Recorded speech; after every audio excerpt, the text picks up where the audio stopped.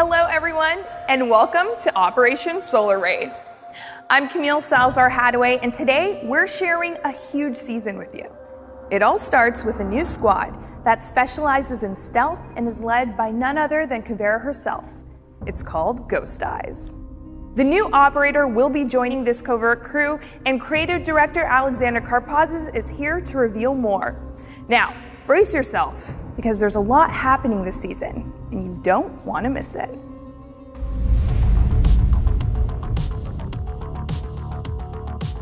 Hey everyone, super excited to introduce Operation Solaraid, probably our biggest season ever.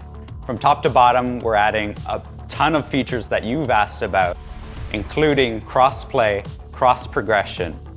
We know this has been really important for you. The team's been working super hard to deliver it, and we have so much more. This season, we're introducing another new squad. It's Ghost Eyes, led by Caveira, and a newcomer, Solis, is joining the team as well.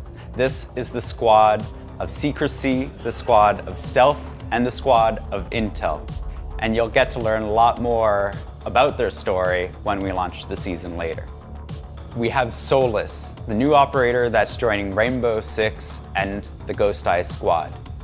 And we have a new map, Nighthaven Lab, an amazing place to explore and to battle. It's unlike anything else we've ever introduced in the game, and we hope you have a lot of fun exploring it. Anti-cheat and anti-toxicity is one of the most important topics for us, which means it's really special for us today to introduce the reputation score in-game. It's coming to you in a beta phase, so you get to know it a little bit more, and we're introducing more security features in our game to make sure that it is more resilient and more fair for everybody to play. All of this and much more, we have quality of life features that are coming in, balancing changes that are coming in, and even more on top of that. So we can't wait to share everything that the team's been working so hard on this season. Operation Solaraid is coming, and it is a big one. But before we break it down for you, here's a glimpse of your new operator in action on the new Nighthaven Labs map. Solis joins the defenders with an electronics detecting augmented reality headset that allows her to not just spot attacker gadgets in action, but also reveal them to her teammates. In the asymmetrical battlegrounds of Siege, intel is power, and Solis delivers the goods. Attackers will have to play smarter this season, as Solis, the new defender, has her eyes on their gadgets. So how did her high-tech look come together?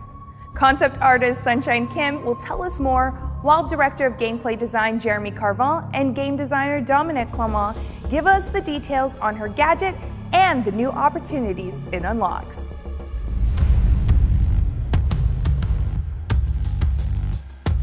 We wanted Solis' gadget to grab immediate attention from the audience. I immediately thought of examples like Jackal and Nuck. Because of their gadget, the Inox and the HEL creates immediate attention. Their gadgets are something that separates it from just being a generic soldier. And we wanted Solis to have a similar treatment. We allow the gadget to have a little bit more futuristic vibe, while her rest of design is a lot more toned down, which makes the gadget pop up even more. It wasn't enough. There's something missing, we felt. That's when the antenna idea came up, which goes up when it's activated and goes down when it's deactivated. It might be a small element, but it adds so much taste. So to design Solis' device, we were looking for something that needed two hands to be operated and something that wasn't going to take too much of the vision space. So we thought about augmented reality.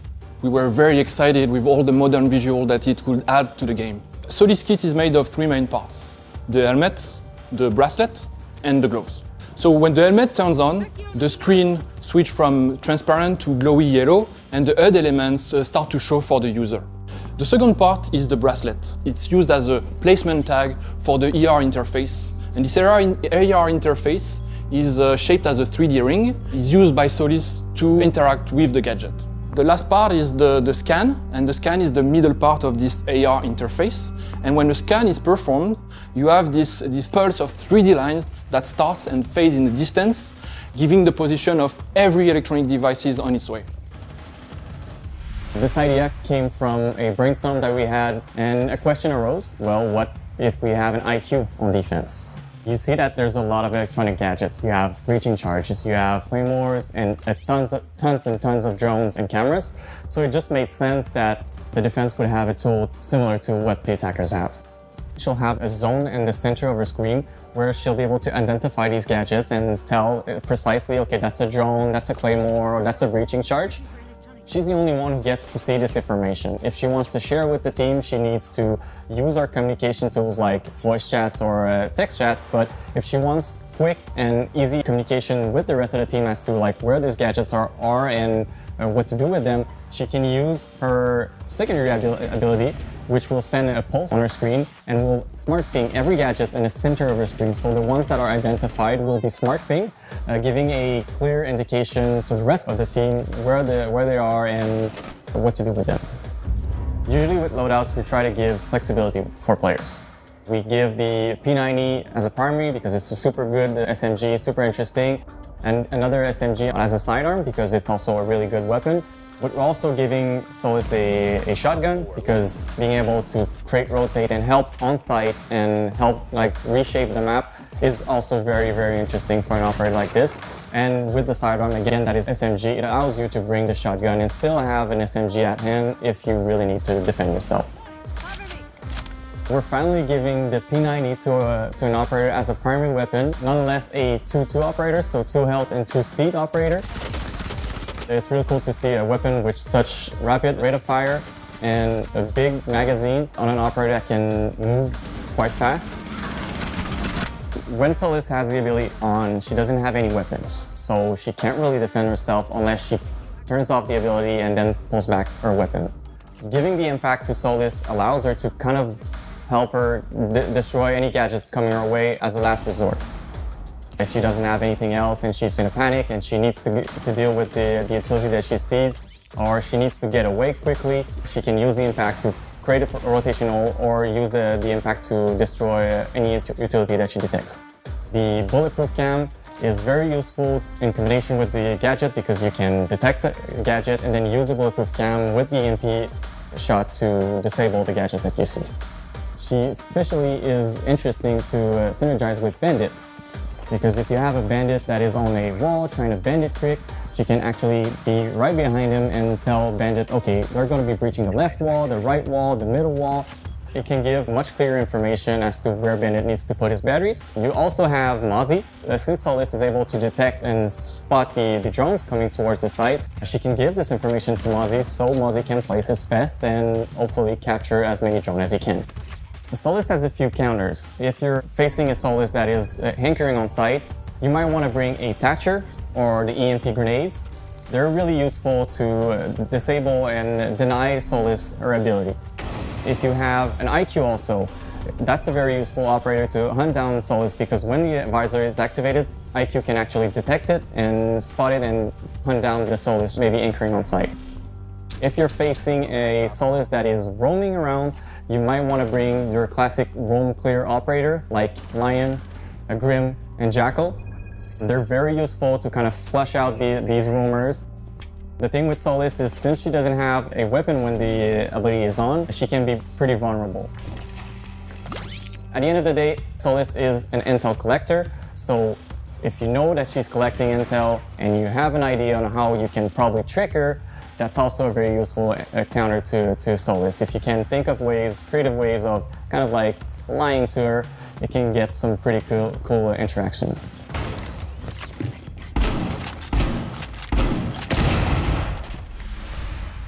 Nighthaven Labs. It's an imposing research base, and it's the new map coming in Operation Solar Raid. Now, I told you about banning maps last season, didn't I? Well, let me tell you this. You won't be able to ban this map at launch. You'll hear more on that later, but for now, Team Lead Jeremy Dowsett is here to take you on a tour of Nighthaven Labs.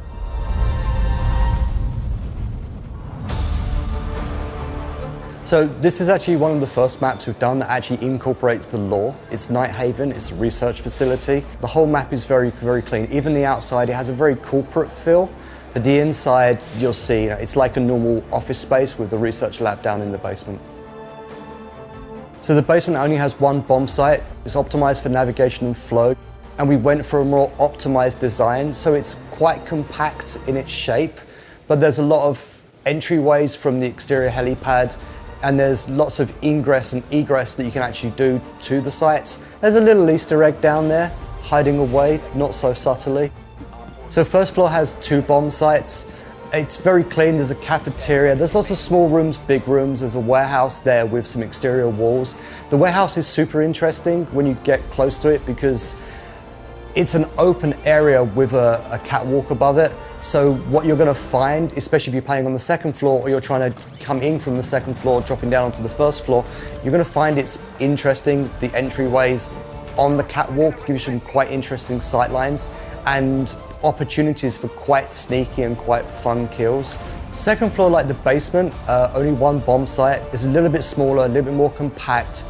The warehouse is an interesting entry point because you're obviously exposed from gunfire below because of the catwalk. You go into the command center and servers, which are the bomb sites. And there's a couple of breakable walls off of the warehouse catwalk. There's an exterior wall on a balcony that allows you to get in quite quickly and hold some angles. And then there's meeting and electrical. On one of the roofs, there's a risk versus reward run out to reinforce a hatch. Otherwise, it opens up some pretty interesting lines of sight. But you need to, wait for the prep phase to finish, get out, and so break the barrier, get out and go do it.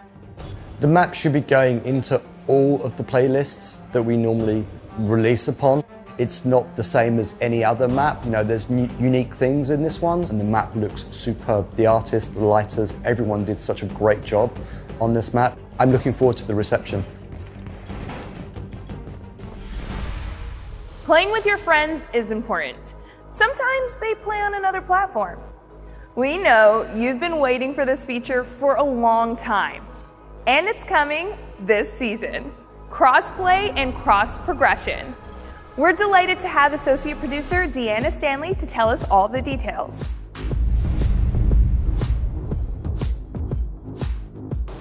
We know players have been asking about it and we've talked about it before. It's been a long time coming, so we're super excited to announce that crossplay is coming with Season 4.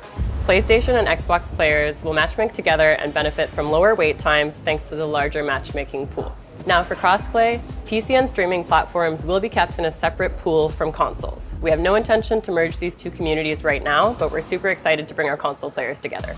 You can invite players through both first-party platforms as well as through your Ubisoft Connect overlay. You'll be able to access your friends list through the social tab and manage your invites, requests, and squad up with your friends from other platforms. We all know communication is key in Siege, and it's no different for crossplay. So, voice communications will be enabled at launch, and the local player will be able to speak to and hear cross-platform players as long as they have voice communications enabled in their options and they're on the same team. Of course, you can still manually mute players through the scoreboard during a match or through the player profile side panel. Crossplay will be enabled by default, so everyone will be opted in to start, but you can opt out at any time in the in-game settings. If you do opt out, you're going to receive a message when you try and join a squad with crossplay enabled that lets you know you need to enable the option to join that squad. Crossplay isn't the only thing that's coming this season. We're super excited to announce that cross-progression is another feature hitting Siege this season. This is thanks to a data migration that's happening with the season launch. So the first time you log in, you'll see a pop-up that lets you know all of your data now lives in the cloud and is accessible from any platform anytime. So keep an eye out because we'll be posting our cross-platform synchronization blog that's going to detail how all of your different save data is handled for each case. For example, your in-game options will remain specific to each platform, as will your equipped loadout. But your packs, operators, skins, and progression will be shared across all platforms and accessible anywhere. Your rank history will be shared between similar platforms. So PC and streaming platforms will be kept in a separate pool from consoles. The highest rank achieved during the season on any console platform will be carried over to all console platforms, and same goes for PC. So for credits and renown, they're going to be added together. So any platform that any player has played on ever is going to be added together and shared. So if you're a PC player playing with 800 credits, but you have an old Xbox account with 200 credits, after the data migration, you're going to have 1,000 credits to spend wherever you like. Penalties will also be shared across all platforms, and the time remaining will be calculated based upon the matches played across all those platforms since the penalties activation. Due to the data migration, we're going to be rewarding all of our players with an alpha pack at the start of the season. Siege has been live for a long time now, and we know some players have moved around. We're happy that those players are going to be able to take back those hours they grinded in Siege and play with their friends on any console they choose. Fighting toxicity and improving our anti-cheat measures are an ongoing priority for us. Here is Player Protection and Game Security Director Emmanuel Larive to tell you more about the next step of the reputation system and an update on preparation phase.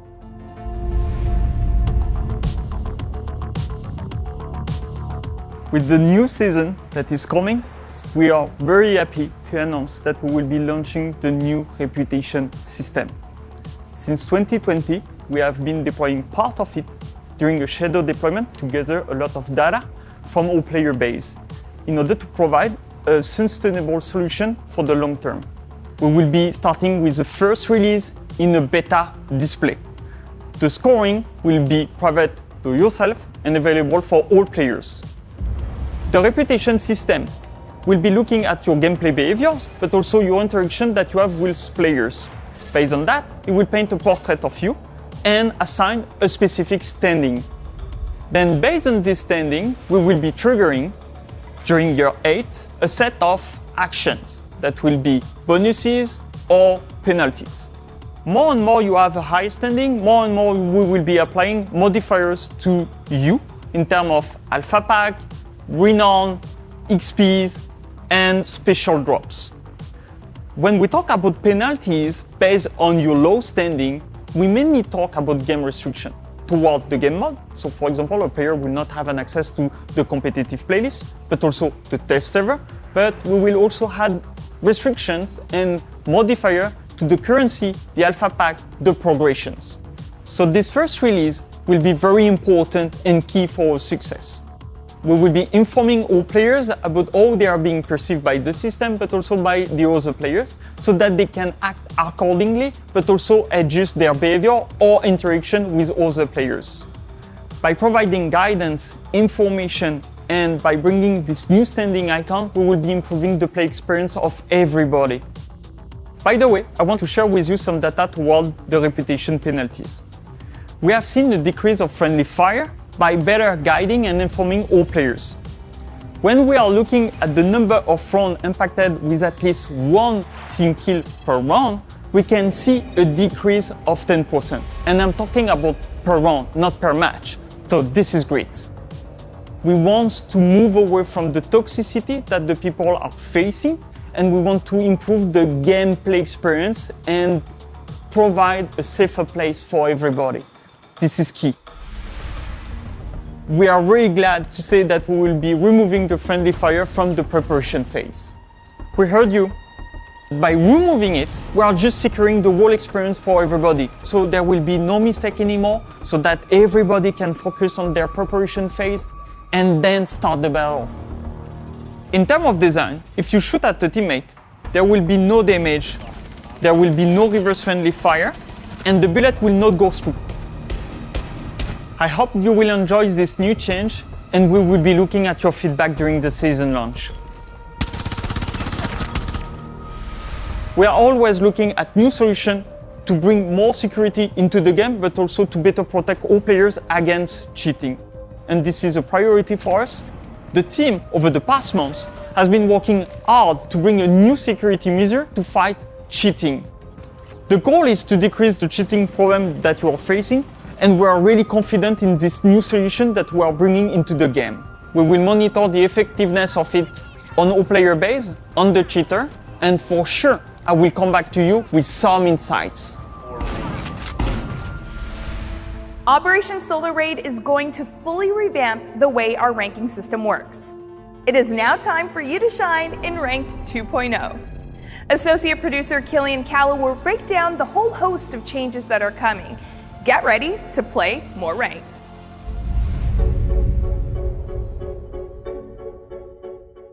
Right now, the rank playlist is a pure skill system in which there's only one value, the MMR.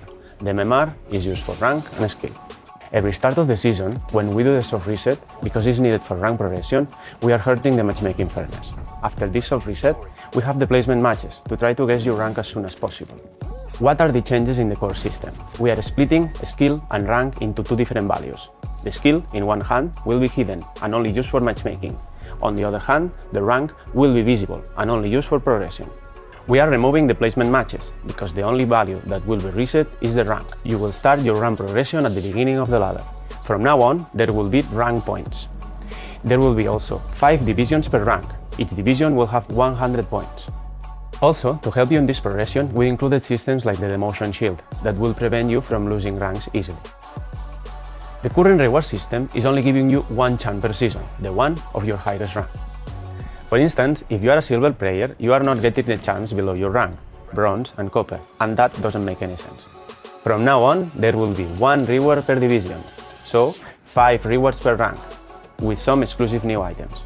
If you finish one season in Gold 5, you will get as well the rewards from Silver 1, Silver 2, Bronze and Copper. We also have an update regarding the squad restriction. With the old system, it was needed to put a skill limit within a squad to ensure balanced matches. Players should always be able to play with their friends. Because of that, it was a focus for us to provide a new solution. We are removing the squad restriction and including a new algorithm for squads that will ensure balanced matches. So please, send us your feedback. We would love to hear your thoughts to keep improving and working on the system. Now it's time to talk Battle Pass. Operation Solar Raid is introducing a brand new progression system. Instead of a traditional linear progression, you will choose the path you take to target the rewards you want and unlock them sooner. Here's a little video to show you what I mean, and then Business Strategy Director Mohammed Ben Hanada will tell you more.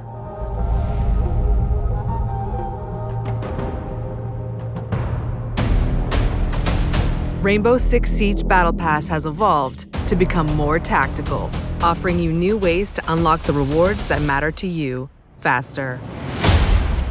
We are introducing a novel progression system that allows you to create a custom strategy based on your interests.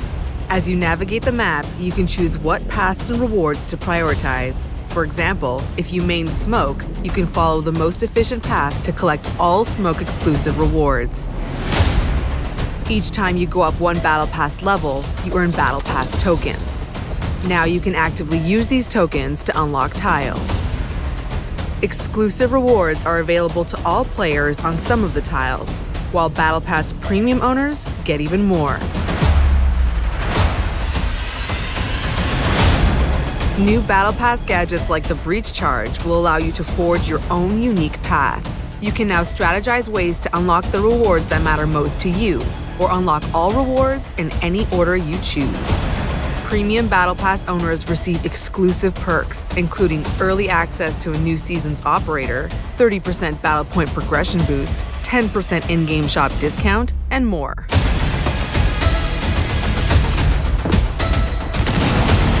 Rainbow Six Siege New Tactical Battle Pass. Plan your path, progress your way, pick your rewards.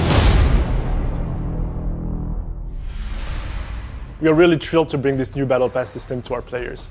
We're giving you more choices and more ways to progress into the Battle Pass in order to unlock the rewards that you want first. This is going to be the new Battle Pass standard going forward. And as you saw, we've also added new gadgets for you to interact with the Battle Pass, such as the Breach Charge. Going forward in the upcoming seasons, we'll be bringing more gadgets, so stay tuned for that. In April of 2019, we launched the Rainbow is Magic event. This was one of the most appreciated events from our community. One key aspect that was well talked about in the community was the drone skin, the cute little cat that we've had. So I'm really excited today to announce that we'll be bringing drone customization to the game. First off, it will launch in the Battle Pass, but stay tuned because it will be also available in events and also in the store in the future. Next up, we've got balancing updates affecting some operators' health and speed, as well as changes aimed at leveling the playing field when it comes to movement while aiming down sights.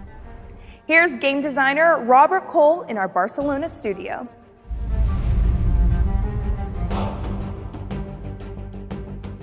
Right now, 3-speed operators have a clear advantage when it comes to picking and fragging. We want to equalize the playing field, as we feel like shooting should require precision and not luck. So this season, we are making it so all the operators will have the same ADS movement speed, which will be the ones from the 3 armor operators. Because of the ADS movement speed change, we are putting together another change to some of the health and speed of the operators. For example, we are changing Sense from a 3 armor operator to a 3-speed operator, because we feel like their gadget functions much better with the speed, and it will help them with the side takes and executes. Another example is Dokkaebi.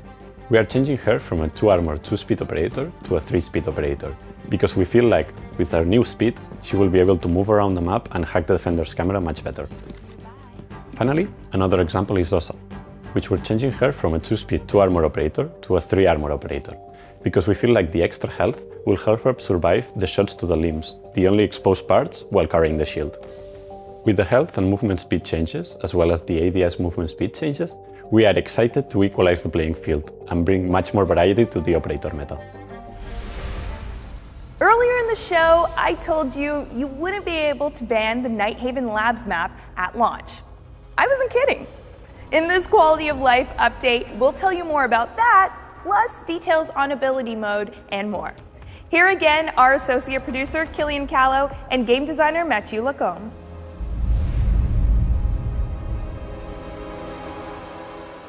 We know that at the start, it's difficult to get into a new map. With Emerald Plains, we learned that map ban can be too restrictive in some situations. So, for the entire next season, all the maps will have the same chances of appearance in the map ban phase. When the new Nighthaven map will appear there, you will not be able to ban it. At the end of the phase, the random will decide which is the map played in that game. As mentioned, this change will be applied for the entire season and active in ranked and unranked playlists. Alternate ability mode is the continuation of what we started in iCaliber. Last year, during Season 4, we removed the ability to switch fire mode on your weapons. This season, we're replacing this input with the ability to change the fire mode of your gadgets without equipping your gadgets. For operators such as Capitao and Zofia, we will allow the players to switch ability mode when they're not equipped with the weapon. If you're going toward the building, you want to breach something, well, you might want to start with the impact grenades instead of the concussion grenades, so you can switch this as you move toward the building without equipping the launcher. So for Capitao, you will be able to change bolts without equipping the crossbow.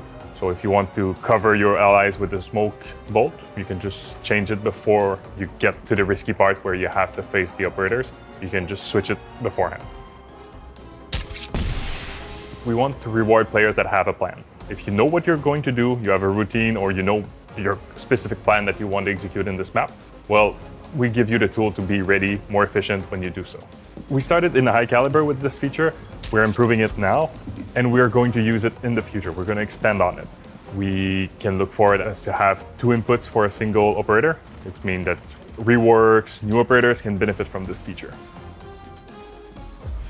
When you're playing with a controller with your drones, you can move forward full speed, but whenever you start to input some diagonals in there, you will get a reduction of your speed up to 33%, which means that when you're droning and you're trying to move away from an opponent, you get slowed down a lot. We are removing this limitation so you can have a better experience when droning. It will feel more comfortable and you have more leeway when you try to drone. It will impact all of our drones, be it the regular drone, Mozzie's drone, Twitch drone, Flores drone, Echo drone even. So it will impact all of the controller players using drones. Operators such as Twitch and Echo, they have a high value gadget, they move around, they have a really good impact on the rounds, but it can be hard to navigate with a controller. Removing this will allow them to have a better time, better experience, and have a better impact on the game. All right, for this one, I think a little story is going to explain it. Start of the round, you locate the bomb, there's the icon, you know that you're attacking this bomb site. 1 minute inside the round, your teammate falls, drops the diffuser on the floor, and now suddenly you don't remember where the bomb sites are. Well, we've all been there, right?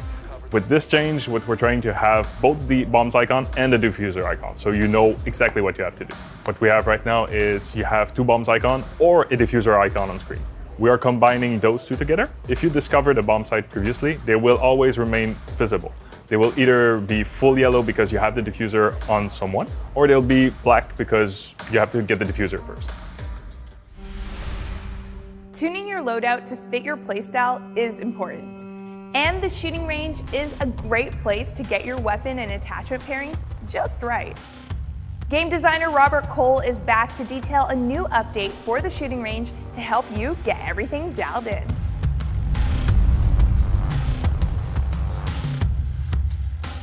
We are very happy with how the shooting range is functioning right now.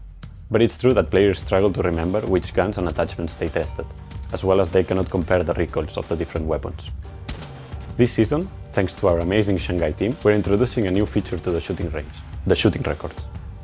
It will be accessible through the same input as the scoreboard, and it will help players keep track of the different weapons they tested. We hope that this new feature will help players keep track of all the different weapons they tested, as well as compare the different recoils of the weapons. Now, as a player, you will be able to find the best loadout that works for you, without having to remember all the different weapons and attachments that you tested. The team is continuing to expand Siege's accessibility options to ensure more members of our community can play the way they want to play.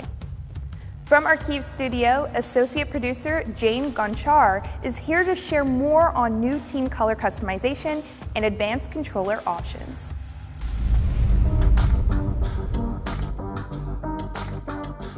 We are very excited about our new update for accessibility.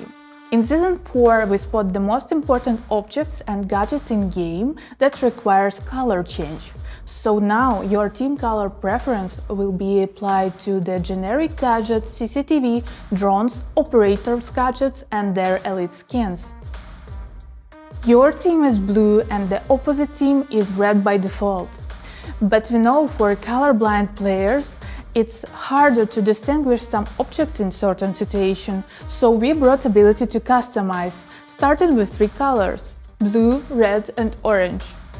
Your color preference could be changed and applied anytime you need it. As a positive impact, we expect players to faster recognize who owns object in-game. As an example, you are in attacker's team and the opposite team has Mozi. So when you enter the room and you see your drones and it's activated, you see the LEDs working and it's colored on your enemy's team color. That means that enemies hacked your drone and using it at the moment. In year 8, we aim to bring more accessibility options, so we are looking how to expand the list of objects, gadgets, lasers, and even bring more colors to customize. This is a process and it's just the beginning. Aiming is an important component for Siege, so later this season, advanced controller options will be available for console and PC players. By default, you won't see any changes to your aim. These options intended for more advanced players, so you need to go enable it in a controls option menu. You will have the range of settings to tune your aim to get the feel that you're looking for. These options should help controller players to improve their gameplay performance as well as general comfort. We'll be listening to the feedback you have on this feature, since our goal is to increase flexibility and comfort for different inputs that we have in the game, so stay tuned. And finally, you could play Operation Solar Raid on the season test server this week. You could put Solis and your gadget to the test, explore the new Nighthaven Labs map, and get a feel for the new features of Operation Solar Raid. Have fun, and be sure to share your feedback on R6Fix. Now before we go, we have that one more thing just for you.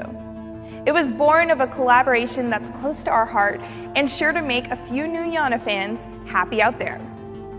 Here is the new elite skin for Iana, inspired by Nier Automata.